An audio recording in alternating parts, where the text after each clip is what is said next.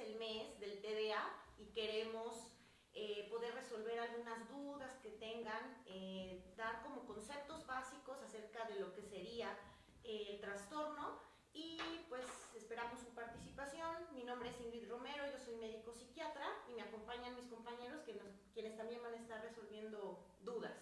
Bien, yo soy la doctora Yesenia Vélez. Ya me han visto en algunos videos previos. Quisiera recalcar que Mindful somos una clínica expertos en psiquiatría y psicología que ayudamos mucho a aquellas personas que buscan asesoría, buscan ayuda, tanto de algunos servicios como psiquiatría, psicología, neuropsicología.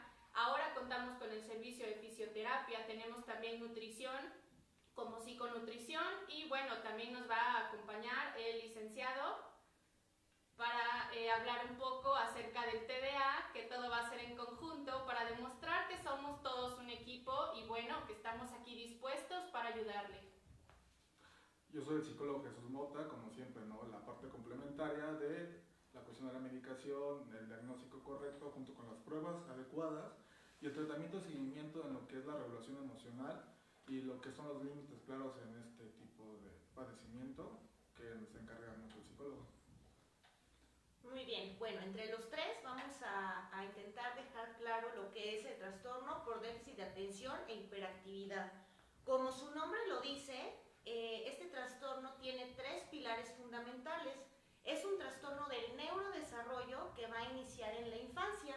Puede iniciar en niños o en niñas, aunque es mucho más frecuente en niños, siendo 2 veces más frecuente por cada niña, ¿no? El trastorno empieza en la infancia, pero puede durar hasta la edad adulta. Hay personas que ya de adultos, ya que tienen un trabajo, una carrera, necesitan su tratamiento para poder concentrarse, tener un mejor desempeño, ser más eficientes, pero hay algunos que ya en la edad adulta el trastorno se diluye y a veces ya no es necesario tomar el tratamiento. Pero pues es muy importante delimitar y sospechar quién podría tener el trastorno y quién no. Por ejemplo, de los 3 síntomas fundamentales, el primero sería inatención, el segundo hiperactividad y el tercero impulsividad, que la doctora Yesenia nos va a hacer favor de poder explicarnos en qué consiste cada uno de estos pilares. Sí, si bien decimos es el trastorno de déficit de la atención, cuando nombramos esta palabra trastorno, pues vemos al niño con una etiqueta que no es necesaria para él, ya que este es un problema, como ya lo comenta la doctora Ingrid, del neurodesarrollo, donde no depende del niño tomar esta conducta. Y bien, los síntomas relacionados con la hiperactividad son aquellos en donde el niño muestra como un motor interno que le mantiene funcionando todo el día, brinca, salta, se retuerce en su asiento, tiene incapacidad para estar sentado por mucho tiempo, mueve las manos, mueve las piernas, incluso tiene también problemas también con su conducta, porque los categorizamos como un niño berrinchudo, un niño flojo, un niño que no quiere hacer las tareas, pero realmente no significa que el niño quiera tomar esa conducta, sino que dentro del cerebro se encuentran algunas estructuras, que en un momento se las voy a comentar,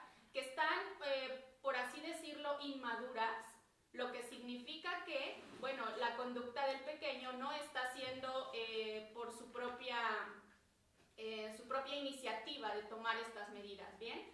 Entonces, la hiperactividad puede caracterizarse también por esa impulsividad de querer hablar mucho, de querer hacer algunas tareas que probablemente no le corresponden, interrumpen conversaciones de los adultos, es ese pequeñito que ni siquiera espera su turno, que no espera un momento para poder tomar algún tipo de paciencia o de como así decirlo, es imprudente, ¿sí? Entonces, la hiperactividad se categoriza porque tiene síntomas de algún exceso de actividad, ¿bien? Los síntomas de inatención muchas veces pasan desapercibido. Es más frecuente que si se presenta en niñas, las niñas presenten inatención y los niños presenten hiperactividad. Bien, los síntomas de inatención, así como su nombre ya lo indica, es problemas para poder tener una concentración o una atención en algunos eventos que tengan que ser más prolongados, por ejemplo, hacer foco sobre una tarea en específico porque no pueden enfocarse en una sola actividad. Entonces, se distraen rapidísimamente por cuestiones auditivas o por cuestiones visuales que están en su entorno. Eso significa que los problemas del niño pues se están viendo reflejados en su conducta tanto laboral, probablemente, como académica. Entonces, estos pequeñitos empiezan con una deficiencia académica y después perder años, reprobar materias, porque no tienen como tal esa concentración que necesitan para resolver algunos problemas, ¿sí? Hay un tercer tipo que se conoce combinado, donde también hay todos estos problemas de inatención e hiperactividad al mismo tiempo. Bueno, solamente para complementar lo que ya marcó la doctora Yesenia, que lo hizo muy bien, en este aspecto que tal vez lo podemos vislumbrar tan fácil, que es el rendimiento académico que es en la escuela, pues los maestros cómo se pueden dar cuenta, ¿no? En esta cuestión de que pueden llegar a cometer pequeños errores que fueran, no sé, como algo sutiles, o como pareciera como si fuera un problema solamente de conducta, el poder seguir como las instrucciones, pero en lo que se manifiesta un tanto más, es como algo tanto evidente, es la cuestión de impulsividad. El momento de evaluarlo, lo que usualmente se utiliza son test o son baterías de pruebas, con las cuales tenemos algún tipo como es el ENI, el NEPSI, o pruebas complementarias como son inteligencia, como el WIPSI, además como el Kumanin o pruebas como el Batel.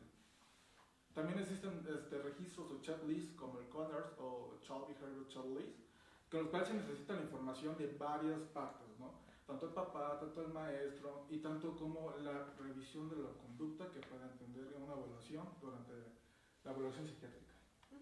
Bueno, tenemos algunas preguntas. Por ejemplo, la primera es, ¿el TDAH existe o es inventado?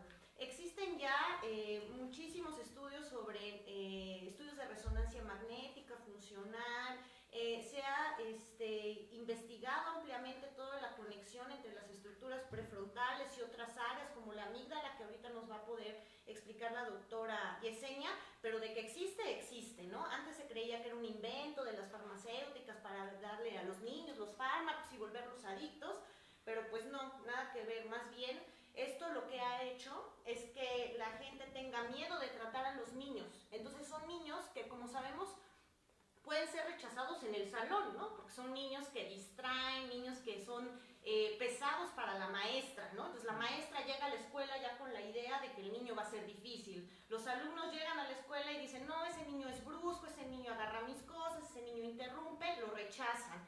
En casa llega y por lo general también es una personita que puede provocar alteraciones en la familia, ¿no? Si no se lleva bien con el hermano, si hace que los papás no se pongan de acuerdo, tal vez porque no saben cómo afrontar esta situación. Entonces ese niño va a crecer con esta sensación de rechazo constante, ¿no? Y puede generar depresión, puede generar ansiedad, puede generar ya en la adolescencia otro tipo de conductas que lo podrían poner en cierto riesgo, como consumo de sustancias, ¿no?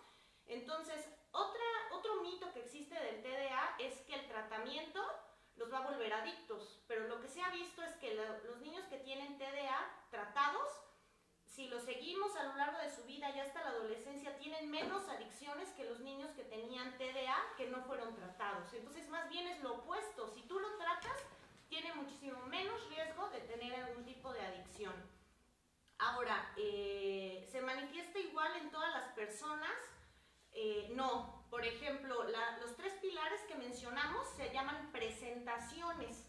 Aunque es más frecuente, por ejemplo, que la presentación inatenta sea más común en niñas, esa niña tal vez que era inatenta en la primaria, en la secundaria se mueve de presentación y se vuelve alguien hiperactiva, ¿no? Y de adulto es impulsivo. Esto quiere decir que si una presentación está en algún momento de la vida, no va a ser así siempre, se puede mover. O hay personas que toda la vida son inatentas, ¿no? No son personas que son ni impulsivas ni hiperactivas, sino tienen mucha dificultad para fijar la atención y ahí se quedan. Entonces va a variar mucho los síntomas de una persona a la otra, ¿no? Entonces ahorita la doctora Yesenia nos va a explicar por qué sí existe y no es un invento, y pues sí tiene una agregación familiar. Otra pregunta era que si era hereditario. Si tenemos familiares que tienen TDA, es bien probable que o el hermanito o el papá, o sea, tenemos que buscar en la familia algún otro afectado con el TDA. Así es, dentro de todas las pruebas diagnósticas que pueden hacerse para el niño, existen unas muy importantes que pueden ser aquella evidencia genética. Y como bien la doctora lo está comentando, sí es de alto riesgo que algún familiar directo esté presentando algunas características propias del TDA. Por ejemplo, existe un 77% de que la conducta hereditaria sea obviamente una característica principal o causa de factor de riesgo para poder presentarlo. Hay una prueba en específico que mide un LOCI, una estructura específica de aquella molécula del ADN, ¿sí? Este LOCI exactamente se conoce como LPH, ¿sí? Este LPH, el grado número 3, es aquel que se identifica en pacientes que están presentando trastorno por déficit de atención y vamos a buscar ese LOCI en alguna persona familiar directa como mamá, papá, abuelos o tíos que también estén presentándolo para poder hacer esa comparativa de que sí es una carga genética hereditaria, ¿bien? Otra de las características que puede ser muy útil para nosotros como médicos hacer un diagnóstico exacto es una prueba de resonancia magnética que sea con activación cerebral. ¿Qué quiero decir?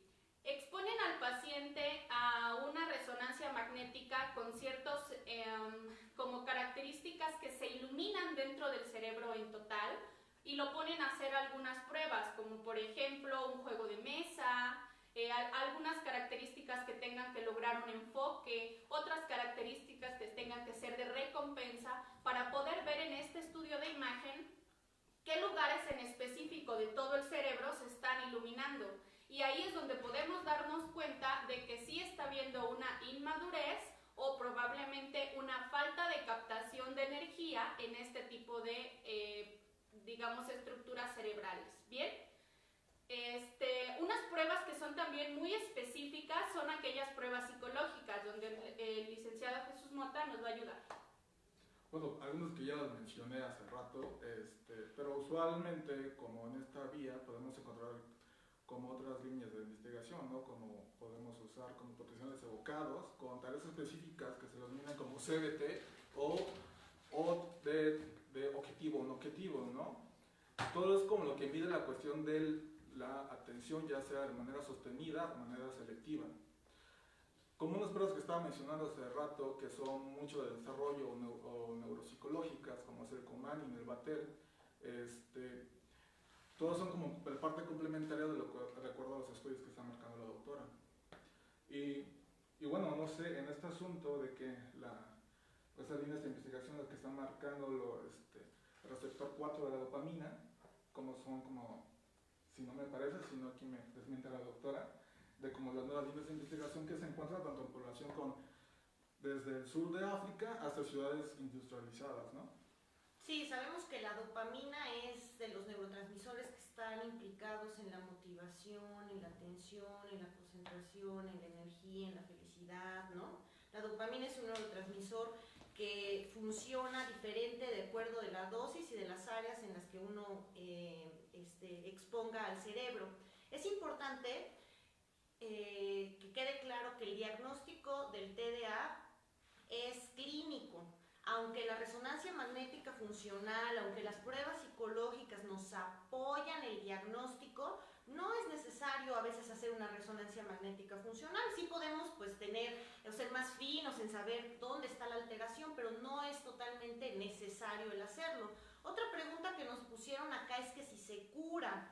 Bueno, va a haber diferentes factores que van a impactar en que el trastorno se perpetúe o no. Uno, no es lo mismo que yo tenga TDA y que nadie de mi familia tenga TDA, que si yo tengo 8 hermanos, mis 8 hermanos tengan TDA, mis 2 papás tengan TDA, ¿no? Uno, carga genética altísima, ¿no? 2, el grado de inteligencia de la persona, el acceso a los servicios de salud, el tiempo en el que se inicia la medicación, porque hay niños que tal vez tenían todos los síntomas, pero papás en ese momento decidieron no iniciarlo y él decide iniciarlo por sí mismo como adulto, ¿no? No es lo mismo. También otra cosa pues sería el costo, ¿no?, de los medicamentos. Son medicamentos que por lo general sí son algo caros, ¿no? Hay muchos tipos de medicamentos en los que se puede dividir el tratamiento del TDA. Prácticamente dos. Se dividen en estimulantes y en no estimulantes. Todos los estimulantes van a ser medicamentos controlados, ¿no? Son medicamentos que no se venden libres. Uno no puede ir a la farmacia y pedirlo y te lo dan. Los no estimulantes sí, esos uno puede ir a la farmacia, los pide y no hay ningún problema. El más famoso de los tratamientos estimulantes es el Ritalin, ¿no? El famoso Ritalin, que es el metilfenidato. Ahora no solo es el Ritalin es una marca, pero hay muchísimas marcas de metilfenidato porque se van a tener que ajustar de acuerdo al peso. Esto es bien importante porque a veces llegan, por ejemplo, los papás a consulta con su niño, no sé, de 8 años, se le inicia su tratamiento y puede ser que no vuelvan en un año. Pues ese niño obviamente está en un proceso de crecimiento, se tiene que ajustar el medicamento a ese niño. Entonces se cura, pues va a depender. No es como que se cure o no, sino que se diluye en algunos casos y en algunos casos persiste en la misma gravedad que la que tenía cuando era un niño, ¿no? Entonces va a ser muy variable y cada caso se tiene que individualizar. Así es. Algo que sí me gustaría comentarles y retomando un poco, ¿dónde están las estructuras que pueden estar dañadas o más bien inmaduras en algún momento de la vida que estén dándonos esa consecuencia del trastorno por déficit de la atención? La principal y la más importante es el área frontal, exactamente el área prefrontal es donde podemos encontrar algunos sentidos como la motivación, la conducta, ¿sí?, la regulación de los impulsos. En algunas personas también es ahí donde se controla algunas emociones, ¿sí? Entonces, cuando tenemos presencia de algunas alteraciones en esta área prefrontal, pues obviamente da como consecuencia que los niños tomen cierta impulsividad, que no puedan regular su conducta y por más que la mamá le diga, oye, bájate de la cama, ¿no? Oye, tienes que hacer la tarea, o ya te dije, o no, mira, ya volviste a empezar. Estas son conductas que el niño realmente no puede regular. Entonces, no es que él no quiera hacerlo, sino que tiene incapacidad en el área prefrontal para poder modificar estas actividades conductuales. Bien, otra de las áreas en específico donde podemos encontrar algunas alteraciones es la famosa conocida como amígdala cerebral. Es un pequeño botón muy dentro de nuestro cerebro que nos ayuda algunas veces también a controlar algunas emociones.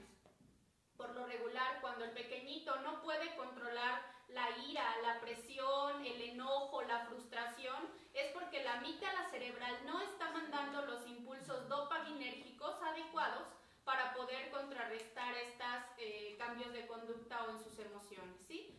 Además, la frustración, además de que ya es un patrón conocido para niños que sufren TDA, quiero comentarles que puede ser porque estemos fomentando o haciendo algunas conductas, tanto padres y maestros como la sociedad en general, en hacer el reproche a ese pequeñito, ¿sí? Como ya lo comentaba, no es algo que él pueda controlar. Entonces, el hacerlo y el ya te dije y el es que eres un flojo, ¿sí?, recalcan un poco más que la conducta que el niño está teniendo no es adecuada. Entonces se frustran y se quedan con esa idea de que no lo pueden hacer y no va encaminado el tratamiento por ahí.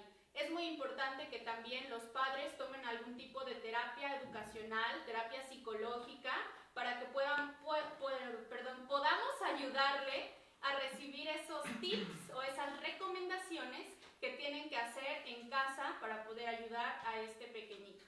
¿Bien? Bueno, aquí una pregunta que tenemos, si el castigo es buena solución para controlar a los niños. Lo que se ha encontrado es que lo que es, por una forma sencilla de decirlo, utilizar premios reforzadores, crea que la conducta se mantenga por más tiempo que utilizar castigos. Entonces no tanto es bajar la cuestión de la impulsividad de acuerdo a castigos, sino como reforzar el manejo y el autocontrol para que el niño domine la cuestión de impulsividad. En ese sentido, pues a veces el castigo puede ser incluso hasta contraindicado, un tanto para estos niños, ¿no? Como bien lo mencionaba la doctora Yesenia. Y La atención debe ser tanto, si debe ir con el psicólogo o psiquiatra, pues la atención siempre es derivada no solamente con psicólogos, sino a ver con psiquiatría y también con neuropsicología. Vaya, el asunto es que, como bien está mencionando la doctora Yesenia, en este aspecto de la pura atención, ¿no? También hay otras áreas que están implicadas, que pueden ser como el núcleo pulmonar o el colículo superior, que es la búsqueda de estos estímulos y poder seleccionarlos y trabajar en ellos. Y eso es algo propiamente que podemos trabajar mucho desde la parte, desde ejercicios que son desde neuropsicología. En la parte de regulación emocional, que es importante, ¿no? Y aunado a la cuestión del castigo, tenemos que un niño con bajo rendimiento escolar, que se siente, se siente mal emocionalmente, llega a su casa y lo que llega es tener castigos, regaños, y por esta cuestión de que tal vez no pareciera que no pone atención, que fuera rebelde, pues recibe hasta golpes, ¿no? Y es como comprarse poco a poco la idea del hecho de que hay ciertos pensamientos que nos vamos atrayendo, ¿no? O en el sentido de que nos vamos construyendo. Si yo tengo una vida así, con ese tipo de evidencia de decir que no soy suficiente, que no soy capaz, que soy tonto, pues obviamente, de que como estábamos mencionando también, que la cuestión de los niños, pues obviamente va a traer situaciones de ansiedad y depresión, ¿no? Y para ese sentido, ¿no? También los niños se estresan, ¿no? Está como incluso también este mito que si los niños no se estresan o no, pero que simplemente las manifestaciones son diferentes, ¿no? Porque van de acuerdo a la edad de desarrollo. Queremos entender el estrés a veces desde un punto como un adulto, cuando pues un niño es diferente. Y en ese mismo sentido también va la cuestión de manifestación de síntomas de ansiedad y depresión. Con lo cual, en eso es la regulación emocional, digamos que los niños están aprendiendo a regularse, y en la cuestión de trabajar meramente la atención y lo que es la impulsividad, bueno, también la parte psicológica, del ámbito de psicoterapia infantil y también en la cuestión de neuropsicología, pero también de psiquiatría, ¿no? Incluso también, como mencionó la doctora Yesenia, desde el ámbito familiar, ¿no? ¿Cuáles son las pautas suficientes y necesarias de las cuales son necesarias para esos niños, ¿no? Y en este sentido es como, no es un asunto que simplemente es como un consumo de medicamento, sino es como un seguimiento adecuado, y como bien decía la doctora Ingrid, ¿no? En este ámbito no es una sola cuestión para que podamos ver una mejoría o una recuperación en ese estado. Otra pregunta que nos hicieron fue, ¿todos los niños con TDAH son rebeldes, desafiantes? No, va a depender de la presentación. Como el ejemplo que habíamos dado, puede ser una niña que no habla mucho, que es tranquila, pero pues se distrae bien fácil, ¿no? Y ella es la que se va a hundir en la escuela y no a los demás compañeros, ¿no?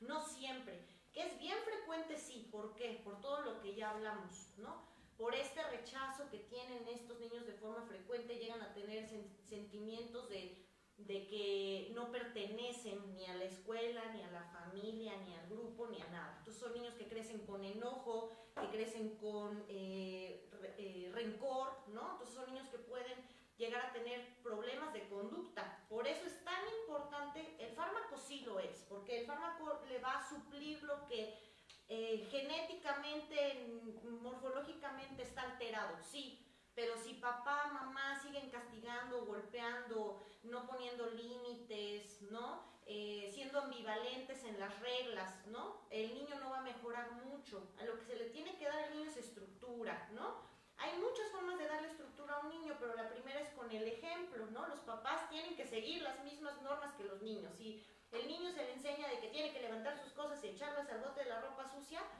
y ve a papá que no lo hace o a mamá que no lo hace, pues no lo va a poder hacer. Es saber que el castigo físico no sirve, porque si yo le doy una nalgada a un niño, puede ser que esa conducta en ese momento se frene, pero si yo le doy otra vez una nalgada, ya no tiene miedo, ¿no? Entonces sirve una vez, entonces pues no sirve realmente, ¿no? Para modificar las conductas. Lo que se tiene que hacer es enseñarle a los niños pues todo lo que sería inteligencia emocional. Yo sé que es un término que se utiliza mucho, pero pues con mucho desconocimiento. Es que él aprenda a reconocer la emoción, ¿no? Preguntarle, ¿no? Si está llorando, ¿por qué estás llorando? ¿Qué sientes? ¿Te sientes enojado? ¿Te sientes triste? ¿No? ¿Por qué? ¿No? Dime por qué y qué podemos hacer, ¿no? Opciones. Si nosotros no hacemos caso a ese niño, si nosotros solo regañamos, castigamos, no va a haber en realidad un buen cambio. Y los papás tienen que estar en el mismo canal. Si ya se sabe, por ejemplo, que no hizo su tarea y que la consecuencia de no hacer la tarea es que no va a ver el programa, no puede llegar papá y decirle, ah, bueno, sí, vas a ver el programa, ¿no? Es que estén siempre en el mismo canal, ¿no? Los dos con las mismas reglas, los abuelos, ¿no? Porque luego hay niños que viven con abuelos, tíos, papás, ¿no? Y es difícil como organizar toda la situación de las reglas, pero pues poniendo o delimitando lo que el niño debería hacer de acuerdo a la edad es más fácil, ¿no? ¿Qué más? ¿Un adulto puede tener TDA? Sí, claro, ¿no? Es lo que nosotros les habíamos comentado, que como es algo que no es voluntario y es algo que ya viene de tu genética y es algo que modifica tu cerebro y tus neurotransmisores, pues no es algo que se quite así, ¿no? Puede ser que tú compenses el TDA. Algo importante es también que saber que la inteligencia y el TDA, un niño puede ser súper inteligente y puede tener un TDA y puede tener un desempeño escolar malo, ¿no? Siendo muy inteligente. Entonces, no catalogarlos como niños tontos que no van a tener como futuro. Bien, es muy importante que ustedes conozcan esto porque aproximadamente el 60% de toda la población infantil puede llegar a tener este padecimiento en la población adulta, ¿sí? Lo que significa que estos mismos problemas como hiperactividad, inatención, pueden estar en la vida adulta. La impulsividad es aquella reacción que no se piensa previamente, que no se piensa al decir una frase, ¿no?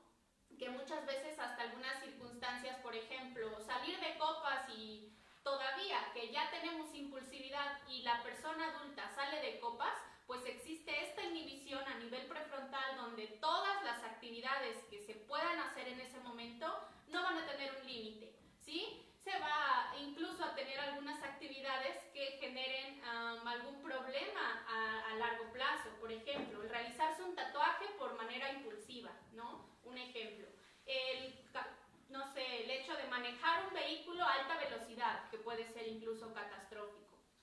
El probar alguna sustancia por el hecho de no tener control de impulsos y que la familia o algún les den a probar o que los amigos les den a probar y que por no controlar estas conductas pueda llegar a tener algún proceso catastrófico, ¿no? Es muy importante que ustedes sepan que sí puede llegar a la adultez y mucho más que nada cuando no tiene un control o una estructura en este pequeño, cuando el diagnóstico de los niños no se hace en el tiempo correcto o cuando no reciben educación, tanto padres de familia como los maestros, como la familia en general, cuando no reciben este tipo de educación, pues no sabemos cómo tratarlos. Y decimos, pues ya es un niño berrinchudo, ya es un niño que no tiene control, ya lo conoces como es, ¿no? Entonces no tenemos esa paciencia para poder saber que es un problema el que ellos están presentando. Y por consecuencia la edad adulta va a ser llena de frustraciones, llena de perjuicios. En algunas ocasiones hasta puede estar llena de problemas para poder organizarse en sus tareas, en su trabajo. Va a tener una competencia con el jefe, ¿no? No se va a poder socializar con las personas que lo rodean en su trabajo.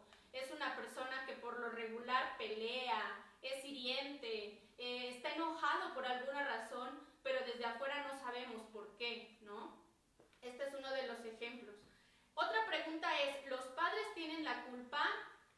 No. Si bien es cierto que esto es una consecuencia neurológica, como ya lo hemos estado platicando, puede que el problema sea también que los padres no están teniendo esa paciencia de cuidado contra el niño y que necesitamos tener algún tipo de control y estructura familiar.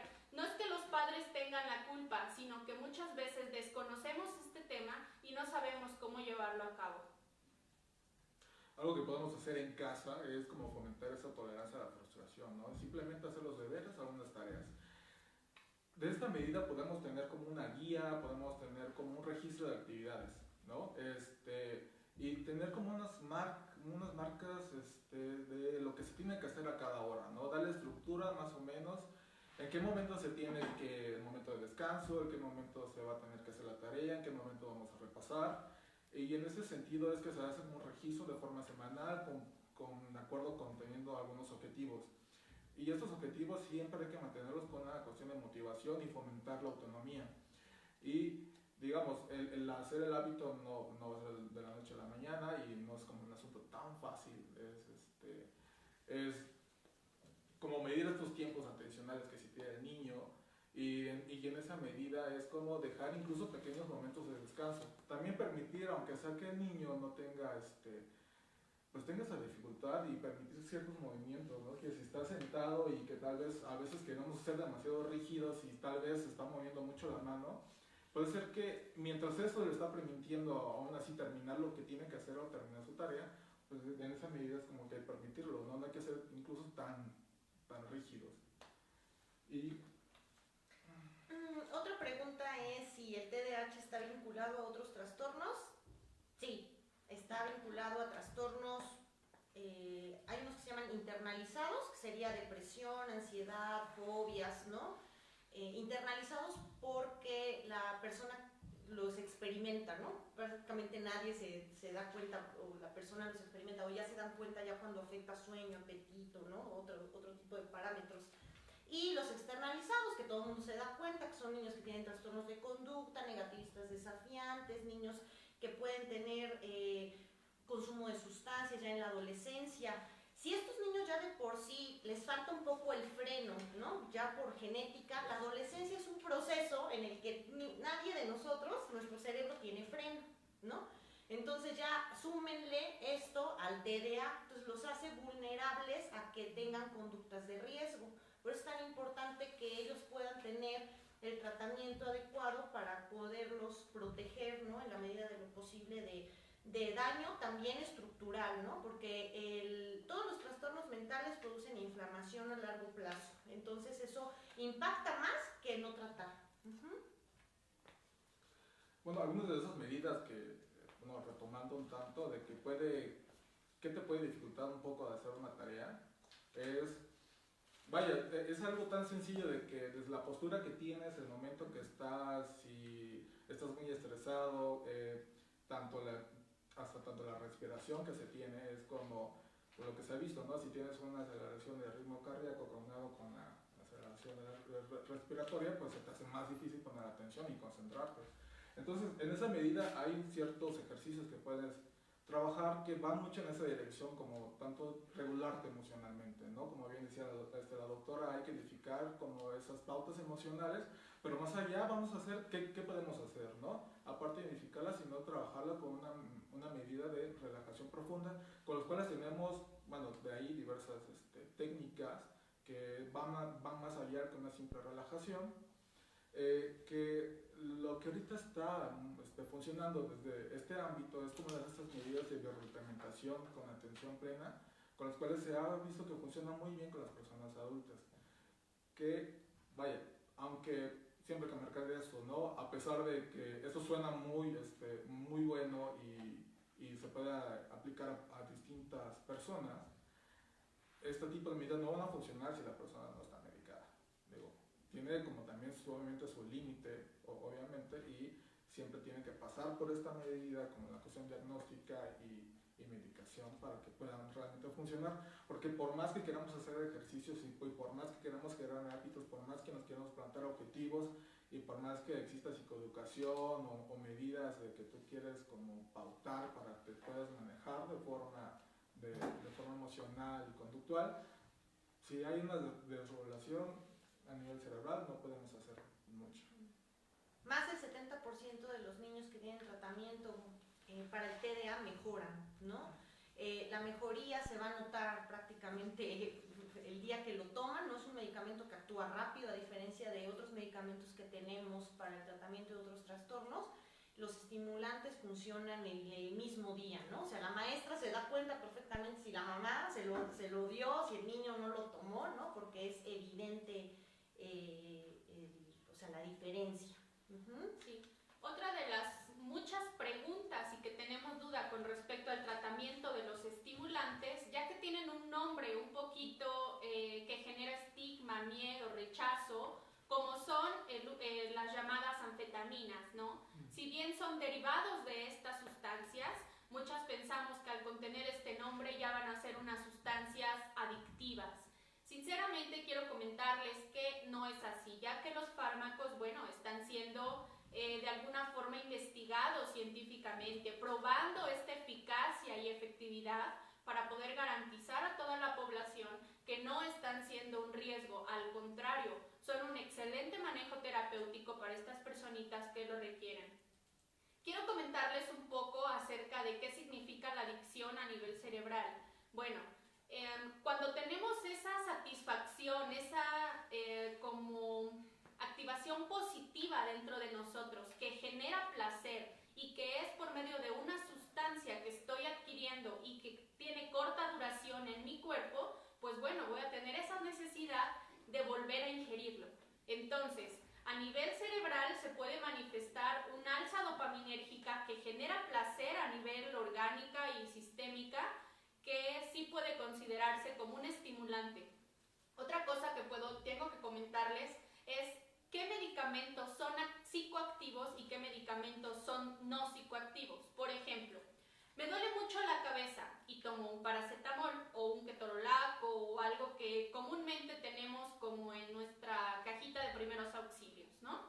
Entonces, al ingerir el paracetamol, yo estoy consciente y pensando que va a actuar a nivel cerebral, pero eso no quiere decir que vaya a atravesar la barrera hematoencefálica. Esta barrera es como un gel lleno de lípidos, de proteínas, que nos ayuda a decir qué sustancias sí pasan, qué sustancias no pasan para que no generen algún tipo de inflamación a nivel cerebral.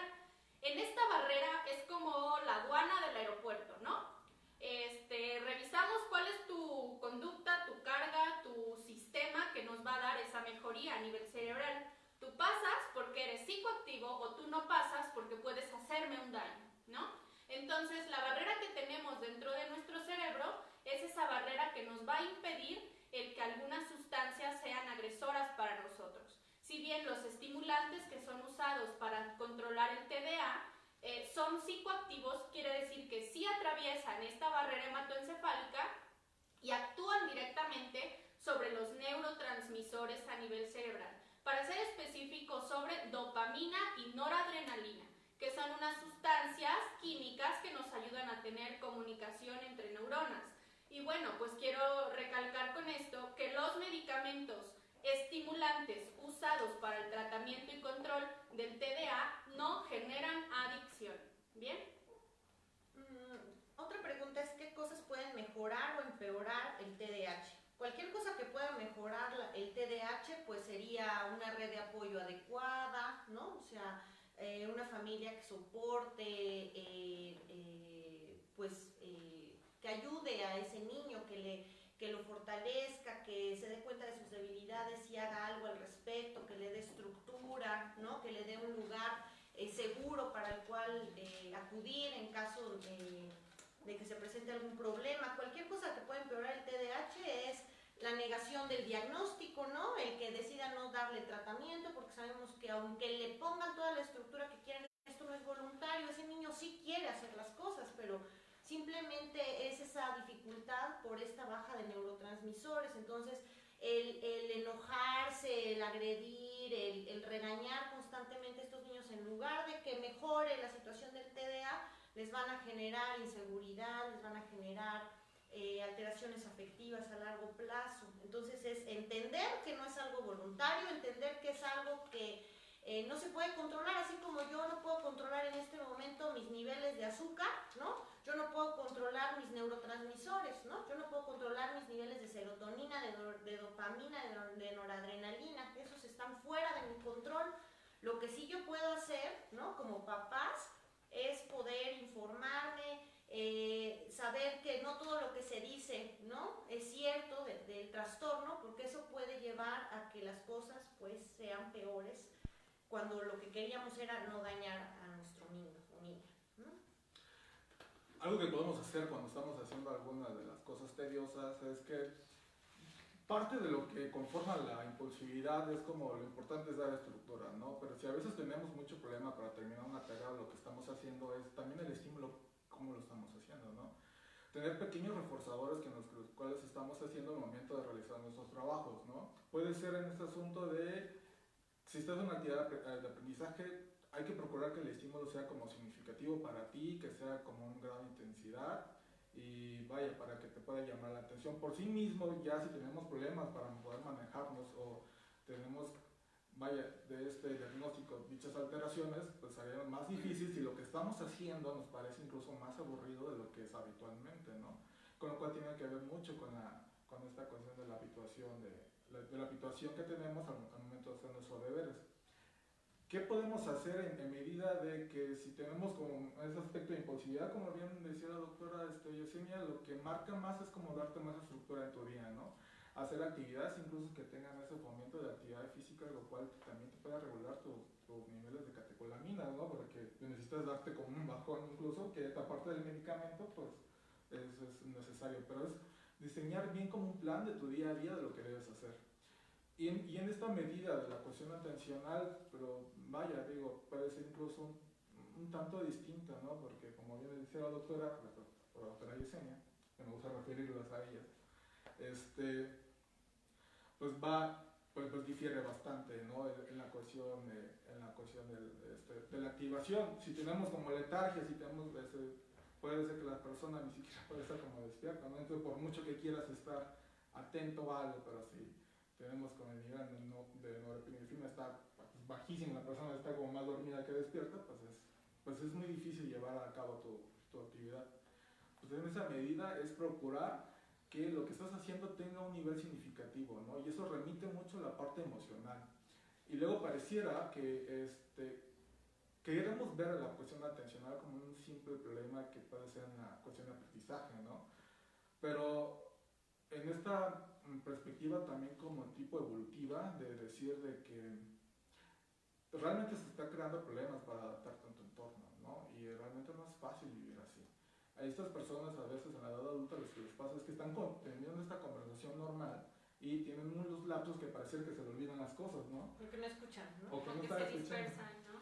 Entonces, pareciera, esta persona, imagínense de que no está como con el diagnóstico como tal, y vaya, parece como que sencillo, pero será feo vivir con eso de forma constante, de que se están olvidando las cosas, porque la otra persona va a pensar que no le estás poniendo, bueno, la atención adecuada, ¿no? O que vas a pensar de que tal vez tienes un problema de memoria, ¿no? Cuando realmente simplemente es una cuestión de atención. Pero bueno, en esa dicha medida siempre es bueno como acercarnos a esta parte, digo, no hay que tener como miedo, es como bien decía la doctora Ingrid, ¿no? Pues si es algo que queda fuera de nosotros, lo mejor es pues, acudir con los expertos, ¿no? En cuanto a la atención que podamos tener de forma psicológica, psiquiátrica, que debe ser complementario a todo.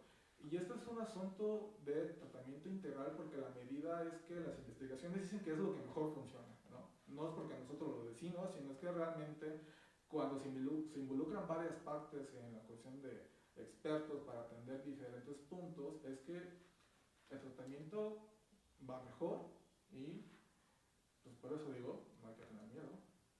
Bien, pero creo que ya estamos hablando bastante acerca de cosas de síntomas y negativos. ¿Qué les parece si retomamos un poco aquellas conductas positivas que tienen especialmente estos niños con TDA? Por ejemplo, que son pero bastante innovadores, ¿no? Tienen una creatividad impresionante, que cuando encuentran esa actividad que realmente les genera placer y que sí están disfrutando, bueno, se vuelven expertos en el tema, lo disfrutan. Además, como son muchas veces tendientes a no tolerar la frustración, pues buscan estas cosas, estas motivaciones para poder hacer que el proyecto o la actividad que están haciendo sea lo mejor posible. Entonces estos niños pues presentan esta creatividad infinita donde podemos empezar a estimularlos por esta parte para que pues bueno encuentren una motivación que hacer.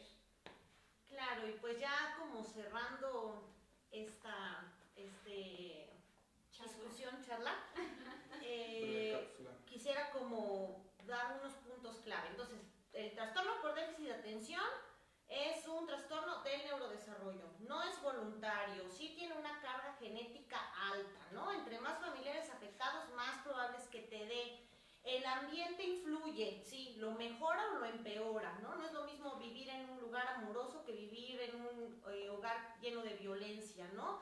Entonces, tu ambiente va a pronóstico de cualquier enfermedad, no solo del trastorno por déficit de atención, cambie. Luego, ¿existen tratamientos eficaces? Claro que sí, ¿no? ¿Mejoran su calidad de vida a largo plazo? Sí. ¿Se tienen que tomar toda la vida? No siempre. Ajá, eso se tiene que individualizar, no es como una receta de cocina, así que yo les diga, sí, es por tanto tiempo. No, cada persona va a ser distinta y por eso necesita una evaluación individualizada. Otra cosa importante, sí está bien asociado con un montón de trastornos, pero casi siempre cuando no se trata. Entonces, si tratas el trastorno, es más frecuente que tengas solo el TDA solito, y si no lo tratas, tienes TDA, depresión, ansiedad, consumo de sustancias, ¿no? O sea, es más frecuente que se asocie a estos pronósticos más desfavorables. También es importante el saber que en la escuela se pueden tomar medidas con estos niños, ¿no? Que se sienten hasta adelante, que no se sienten junto a una ventana, que se sienten cerca de la maestra, que como disminuir la cantidad de estímulos que reciben, ¿no? Porque pues todo el tiempo estamos recibiendo estímulos y los bloqueamos. Estos niños tienen dificultad para bloquear que si los camotes, el camión de basura, que si, no sé, ¿no? Depende de dónde estén, ¿no? Entonces, tienen dificultad para bloquear tanto estímulo y enfocarse en lo que tiene que ser, ¿no? Entonces, si reducimos esto, les va a ir mejor, ajá. Entonces, ¿qué otra cosa se me estaría pasando? Otro de los tips podría ser la forma de organizarse. Como estos pequeñitos tienen mucho problema para poder organizar tanto sus tareas como sus cosas personales, es muy importante como tip decirle, todas tus cosas de útiles escolares tienen que estar en este lugar en específico, ¿no? Todas tus cosas que sean de tu higiene personal en este lugar en específico, para que entonces cuando ellos tengan que buscarlo o tengan esa necesidad de encontrar alguna cosa en específico, pues bueno, sea muy reconfortante para ellos encontrarlo en el lugar que ya está destinado para ciertos objetos. Una cosita más, solamente para ya complementar lo que estaban diciendo, podemos tener como una guía de consulta. A esto se le denomina como ¿cómo vamos a tener? A veces es muy difícil tener esta comunicación entre padre y maestro. Lo que se puede hacer es que exista una libreta especial con los cuales se va marcando un tanto un poco lo que son algunos avances, dificultades o áreas de oportunidad. Esta es la cuestión de marcar límites, aparte de hacerlo de forma verbal, aparte de tenerlo cerca y demandarle, por así decirlo, la atención para que captarla como esta exclusividad hacia el objetivo. Hay que tener eso de forma clara, ¿no?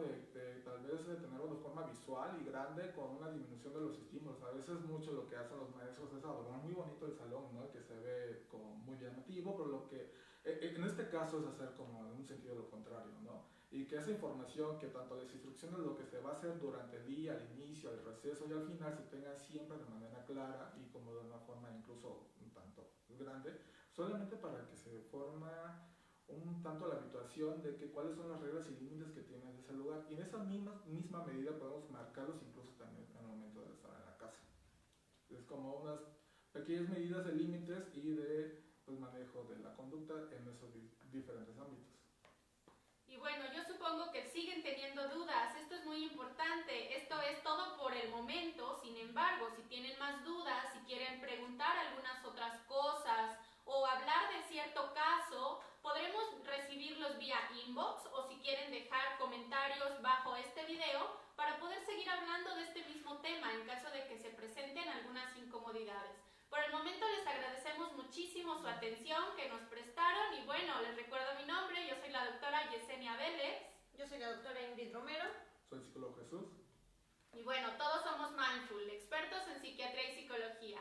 Nos encuentra en la Colonia La Paz, la calle Tepeaca, número 68, abajo dejamos los datos, número telefónico, correo